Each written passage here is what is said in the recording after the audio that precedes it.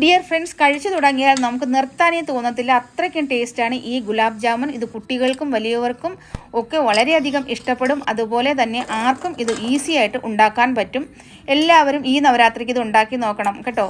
കടായി ചൂടാക്കി 1 സ്പൂൺ നെയ്യ് ഒഴിച്ച് 1 കപ്പ് റവയിട്ട് നല്ലതുപോലെ ഒന്ന് വറുത്ത് കോരിയതിന് ശേഷം വീണ്ടും അതേ കടായിൽ 2 കപ്പ് പശുവിൻ പാൽ ഒഴിച്ച് തിളച്ചതിന് ശേഷം കുറേശ്ശെയായിട്ടിട്ട് ലോ ഫ്ലെയിമിൽ ഇതൊന്ന് നല്ലതുപോലെ കുറുകി വരുന്നതിന് ശേഷം ഒരു പാത്രത്തിലേക്ക് മാറ്റി ചെറിയ ചൂടോടെ നന്നായിട്ടൊന്ന് കുഴച്ചെടുത്ത് ചെറിയ ഉരുളകളാക്കി മാറ്റി വയ്ക്കണം കേട്ടോ. എന്നിട്ട് വീണ്ടും കടായി ചൂടാക്കി 1 കപ്പ് പഞ്ചസാര ഇട്ട് 2 കപ്പ് വെള്ളം ഒഴിച്ച് അതിൽ 1 ഗ്രാമ്പു, ഏലക്ക 4 എണ്ണം, കുങ്കുമപ്പൂ അല്ലെങ്കിൽ മഞ്ഞൾപ്പൊടി ഇട്ട് തിളച്ചാൽ മാത്രം മതി. നമുക്ക് ഇറക്കി വയ്ക്കാം. കടായി ചൂടാക്കി വീണ്ടും എണ്ണയൊഴിച്ച് എണ്ണ ചൂടായതിനു ശേഷം ഈ ഗുലാബ് ജാമുൻ ഇട്ട് നമുക്ക് വറുത്ത് കോരിയെടുക്കാവുന്നതാണ് ലോ ഫ്ലെയിമിൽ. അതിനുശേഷം നമുക്ക് പഞ്ചസാര ലായനിയിൽ ഇട്ടെടുക്കാം.